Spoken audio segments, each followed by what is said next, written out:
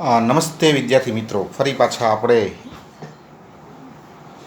Late us continue our current topic in planning. આયોજનની અંદર આપણે જુદા જુદા એના જે કાંઈ તત્વો છે, આયોજન સાથે સંકળાયેલા જે કાંઈ મુદ્દાઓ છે, આપણે એની ક્રમશઃ ચર્ચા કરીએ છીએ. એમાં સૌથી પહેલાં આયોજન, પછી આપણે વાત કરી પૂર્વધારણા, અને હવે આપણો ત્રીજો મુદ્દો છે આયોજન સાથે સંકળાયેલો બહુ ઇમ્પોર્ટન્ટ કહી શકાય એવો એક concept, and that is called strategies. ગુજરાતીમાં એનું નામ છે વ્યૂહરચના ઘડતર.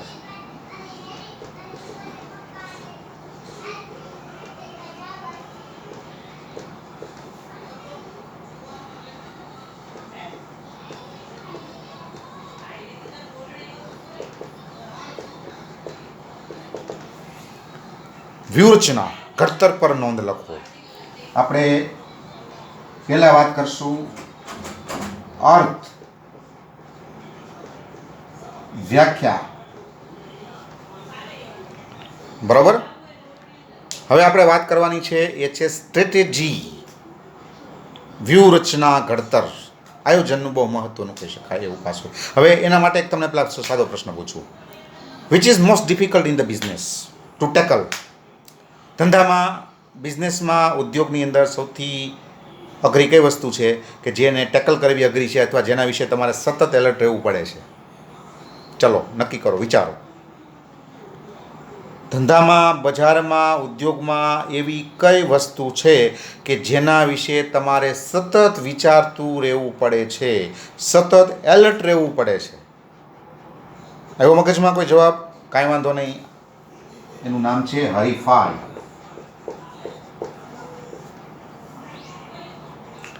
જો આ વસ્તુ એવી છે, હરીફાઈ અથવા હરીફ, આપણા કોમ્પિટિટર્સ, કોમ્પિટિશન, હરીફાઈ, એના સંદર્ભમાં તમારે સતત એલર્ટ રહેવું પડે. એ ક્યારે કયા પગલાં લેશે એને તમારે સતત જોતા રહેવા પડે. અને એ રીતે તમે જો આયોજન કરો, એ રીતે તમે જો વિચારો, તો જ તમે બજારમાં તમારા હરીફો સામે ટકી શકો. તો તમારે અત્યારથી વિચારવું પડે કે તમારે દિવાળી આવે છે, દિવાળી ઉપર બજારમાં તેજી આવશે.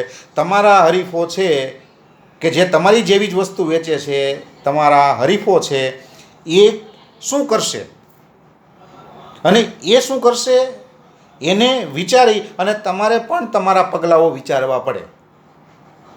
જો તમે તમારા હરીફોને ઇગ્નોર કરો, તમે તમારા હરીફો છે એને નિગ્લેક્ટ કરો, તમે એના ઉપર ધ્યાન ન આપો, એના દ્વારા લેવાતા પગલાઓ ઉપર તમે ધ્યાન ન આપો, તો શું થાય? તો કે ભવિષ્યમાં તમે હરીફાઈમાં ટકી ન શકો. તમારો હરીફ છે એ એકની યાર એક વસ્તુ ફ્રી આપે છે, તો તમારે કંઈક આપવું પડે. જો તમે પછી એવું કંઈ નહીં કરો તો બજારમાં તમે ટકી શકશો નહીં. તો હરીફાઈના સંદર્ભમાં you will have to think. તમારે વિચારવું પડશે, સતત વિચારવું પડશે, અને તમારે એ રીતે તમારે તમારું આયોજન તૈયાર કરવું પડશે. તો ઇન શોર્ટ, હરીફાઈને ધ્યાનમાં રાખી તૈયાર કરવામાં આવતું લાંબા ગાળાનું આયોજન એટલે વ્યૂહરચના ઘડતર. અંગ્રેજીમાં એની માટેનો શબ્દ છે સ્ટ્રેટેજી, એટલે વ્યૂહરચના. અંગ્રેજીમાં વ્યૂહરચના માટેનો શબ્દ છે સ્ટ્રેટેજી. અને ખરેખર જોવા જઈએ તો આ શબ્દ છે એ યુદ્ધનો શબ્દ છે, માર્કેટનો શબ્દ નથી. પણ હવે તો માર્કેટ એ એક પ્રકારની યુદ્ધભૂમિ જ છે, અને તમારે એમાં યુદ્ધ જ લડવાનું છે તમારા હરીફો સામે. યુદ્ધભૂમિમાં તલવારથી લડાય છે, અહીંયા તમારે તલવારથી લડવાનું હોતું નથી. પણ યાદ રાખજો કે માર્કેટ છે એ એક પ્રકારની યુદ્ધભૂમિ જ છે, અને તમારે એમાં જીતવાનું છે. તો એને જીતવા માટે થઈ અને આ શબ્દનો ઉપયોગ કરવો પડે. એમ કહેવાય છે કે યુદ્ધભૂમિમાં તલવારથી કે સંખ્યાબળથી યુદ્ધ જીતાતું નથી. તમારી પાસે સારામાં સારા હથિયારો હોય અને તમારી પાસે સારામાં સારી ફોજ હોય, બહુ મોટા પ્રમાણમાં માણસો હોય, તો તમે યુદ્ધ જીતી જાઓ, તો એવું યુદ્ધભૂમિમાં બનતું નથી. યુદ્ધ જીતાય છે વ્યૂહરચનાથી. યુદ્ધભૂમિમાં યુદ્ધ જીતાય છે વ્યૂહરચનાથી. તમને એનું એક એક્ઝામ્પલ આપું કે શિવાજી મહારાજ હતા, બરાબર છે? તો શિવાજી મહારાજે એક નવો જ કન્સેપ્ટ આપ્યો, ગેરીલા યુદ્ધ. કે એની સામે જે હતા એ કોણ હતા? ઔરંગઝેબને, એ આખું મુગલ કહી શકાય એવું આખું આખું સામ્રાજ્ય હતું એની સામે. હવે સંખ્યાની રીતે જોવા જાઓ અને ક્ષમતાની દ્રષ્ટિએ જોવા જાઓ તો મુઘલ સામ્રાજ્ય છે એ તો ખૂબ ચડિયાતું હતું. અને એની સામે શિવાજી મહારાજ છે, બરાબર, તો એ એના એના એના એના કરતાં એનું રાજ્ય નાનું, એની પાસે માણસો પણ ઓછા, એની પાસે હથિયારોની સંખ્યા પણ ઓછી.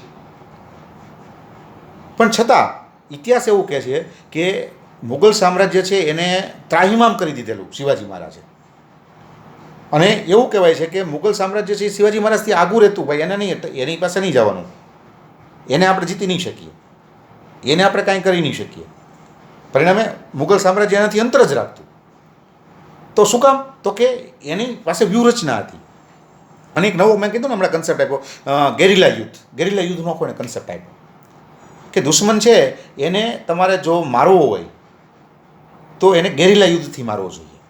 જ્યારે તમારી પાસે સંખ્યા ઓછી હોય અને જ્યારે તમારી પાસે હથિયારો પણ ઓછા પ્રમાણમાં હોય, ત્યારે તમારે જો યુદ્ધ જીતવું હોય અથવા દુશ્મનોને માત આપવી હોય તો ગેરિલા યુદ્ધથી તમારે લડવું જોઈએ. એવું એને આખો કન્સેપ્ટ આપ્યો. અને એમાં એણે શું આપ્યું તો કે સંખ્યા ભલે ઓછી હોય, કદાચ હથિયારો ઓછા હોય, તો ચિંતા નહીં કરવાની, પણ એવી રીતે એટેક કરવાનો દુશ્મન ઉપર કે એને ખબર જ ન હોય.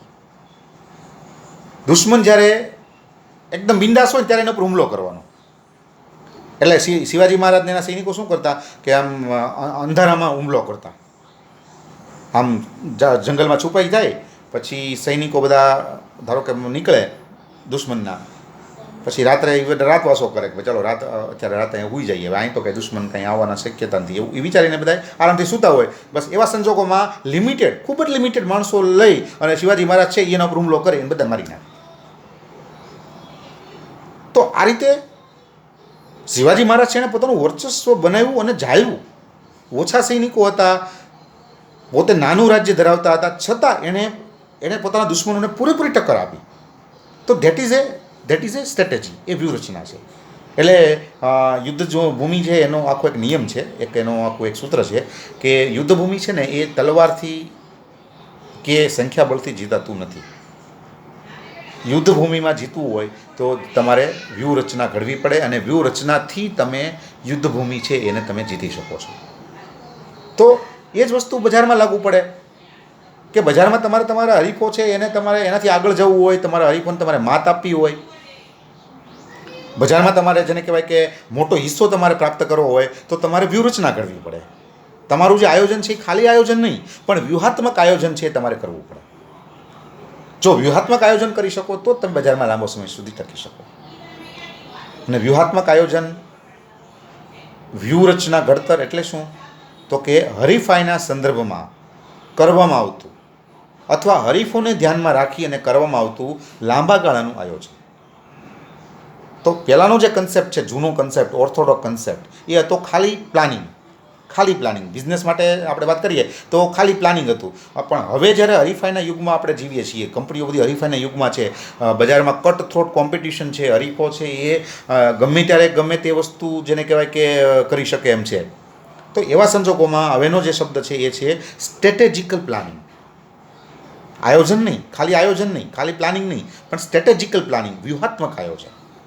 કે તમે જે આયોજન કરો એમાં તમે તમારા હરીફોની નીતિ, હરીફોના પગલાઓ એને ધ્યાનમાં રાખી અને તમે તમારું આયોજન કરો. ભવિષ્યમાં હરીફો શું કરશે એ તમે વિચારી અને પછી તમારું આયોજન કરો. જો તમે તમારા હરીફોને ઇગ્નોર કરશો તો ઓલું કહેવાય ને કે દુશ્મન હોય ને એને ક્યારેય નબળો ન સમજવો, એને ક્યારેય અંડર એસ્ટિમેટ ન કરે. Never under estimate your enemies. It is the slogan, it is the sentence of the battle yard.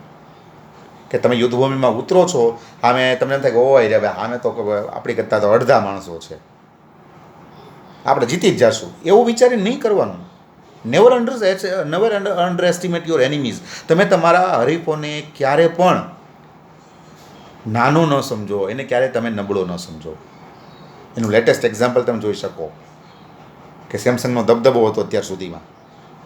Samsung જે મોબાઈલ છે, કંપની સેમસંગ, બરાબર, એનો મોબાઈલને માર્કેટમાં દબદબો હતો. નોકિયા છે એને આઉટ કરી અને એણે આખું સ્થાન પચાવી લીધેલું હતું. પછી ઓપ્પો આવ્યું, વિવો આવ્યું. તો હવે એને એમ થયું ભાઈ ઓપ્પો અને વિવો તો ચાઇનીઝ કંપની છે ને આપણી અમે થોડા ટક્કર લઈ શકશે. એને થોડુંક અંડર એસ્ટિમેટ કર્યું. તો માર્કેટનું અવલોકન કરો તમને ખ્યાલ આવે કે એને એને એને એની ઉપર બહુ એટલું બધું ધ્યાન જે દેવું જોઈએ એટલું ધ્યાન ન આપ્યું. જેટલું વ્યૂહાત્મક આયોજન એની માટે કરવું જોઈએ એટલું એને આયોજન ન કર્યું. પણ એમાં શું આવ્યું તો કે આજે વિવો જે ધારો કે છે વિવોની કંપની, તો વિવો આજે સેમસંગની કટ ટુ કટ છે. કાલ સવારે એવું પણ બને કે સેમસંગને એ પાટો મારીને આઉટ કરી નાખે અને સમગ્ર માર્કેટ ઉપર જેમ સેમસંગે કબજો કર્યો હતો એમ વિવો કરી નાખે, એવું બની શકે. તો નેવર અંડર એસ્ટિમેટ. તમે તમારા જે કાંઈ હરીફો છે એને તમે અંડર એસ્ટિમેટ ક્યારેય ન કરો. તો જ્યારે હરીફોને ધ્યાનમાં રાખી, હરીફોના સંદર્ભમાં, હરીફાઈને ના સંદર્ભમાં તમે જ્યારે કાંઈ વિચારો છો ત્યારે એને વ્યૂહરચના ઘડતર કહેવાય છે. તો હવેનું તમારું આયોજન એટલે કે મોર્ડન યુગમાં, આધુનિક યુગમાં જે આયોજન કરવામાં આવે છે એ ખરેખર કેવું હોવું જોઈએ તો કે સ્ટ્રેટેજિકલ પ્લાનિંગ હોવું જોઈએ, વ્યૂહાત્મક આયોજન. હરીફાઈને ધ્યાનમાં રાખી અને તમારે તમારું આયોજન કરવાનું છે. તો આ છે વ્યૂહરચના ઘડતર. હવે આપણે એક એનો સરસ અર્થ લઈએ. એક સરસ તમને હું વ્યાખ્યા આપું છું અને પછી આપણે આગળ વધીએ.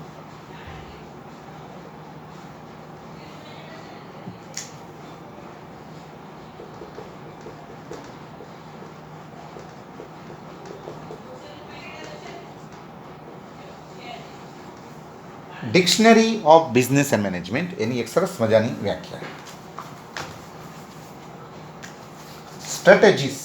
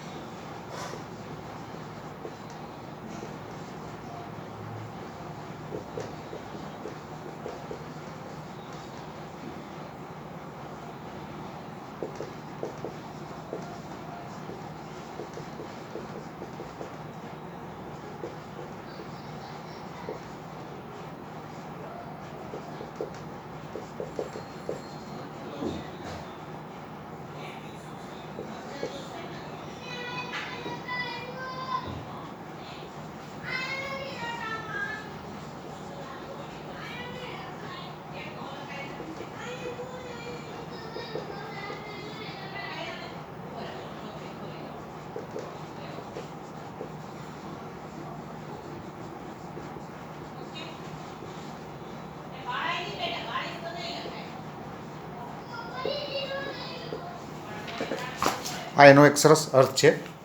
વ્યાખ્યા પણ તમે એને કહી શકો, બરાબર. It is given by dictionary of business and management, very authentic dictionary of our business and management. B means business, M for management. વારે વારે કહું છું છતાં તમે એને યાદ રાખી શકો, બરાબર. ડિક્શનરી ઓફ બિઝનેસ એન્ડ મેનેજમેન્ટની વ્યાખ્યા: strategies means to take steps in the context of competition. ફરી એકવાર, strategies means to take steps in the context of competition or to prepare planning in the context of competition. હરીફાઈના સંદર્ભમાં લેવાતા પગલાઓ, હરીફાઈના સંદર્ભમાં તૈયાર કરવામાં આવતું આયોજન. જો આ એનો એક સરસ સીધો સાદો અર્થ છે કે તમારા હરીફો જે પગલાં લે છે એના સંદર્ભમાં તમે જે કાંઈ પગલાઓ વિચારો છો, ધેટ ઇઝ સ્ટ્રેટેજી. હમણાં મેં વાત કરી કે ભાઈ તમારા હરીફો છે એ એકની યારે એક ફ્રી આપવાનું વિચારે છે, તો તમે એવું વિચારશો ભાઈ એકની યારે એક ફ્રી આપશે ને તો કાંઈ વાંધો નહીં, આપણે શું કરશું તો કે આપણે ડિસ્કાઉન્ટ આપશું. એના કરતાં સચોટ મોટાભાગના કસ્ટમરો ડિસ્કાઉન્ટને પ્રિફર કરે, એકની યારે એક વસ્તુ ફ્રી લેવાનું પસંદ ન કરે. તો આપણા હરીફો એકની યારે એક ફ્રી આપશે તો આપણે શું કરશું તો કે આપણે આપણા ભાવમાં ડિસ્કાઉન્ટ આપશું. તો તમે આ વિચાર્યું, આવું તમે નક્કી કર્યું કોના સંદર્ભમાં તો કે હરીફાઈના સંદર્ભમાં. તો હરીફાઈના સંદર્ભમાં જ્યારે આપણે કાંઈ પગલાઓ લઈએ છીએ અથવા કાંઈ પગલાઓ લેવાનું વિચારીએ છીએ ત્યારે એને વ્યૂહરચના કહેવાય છે, ત્યારે એને વ્યૂહરચના ઘડતર કહેવાય છે. અથવા બરાબર, અથવા ઓર કે જ્યારે આપણે હરીફાઈને ધ્યાનમાં રાખીને આયોજન કરીએ છીએ, હરીફોને ધ્યાનમાં રાખીને આયોજન કરીએ છીએ ત્યારે એને કહેવાય છે વ્યૂહરચના ઘડતર. એ વ્યૂહરચના છે. તો આ એનો એક સરસ અર્થ છે જે તમે લખી શકો. હવે આપણે એનું ગુજરાતી લખીએ.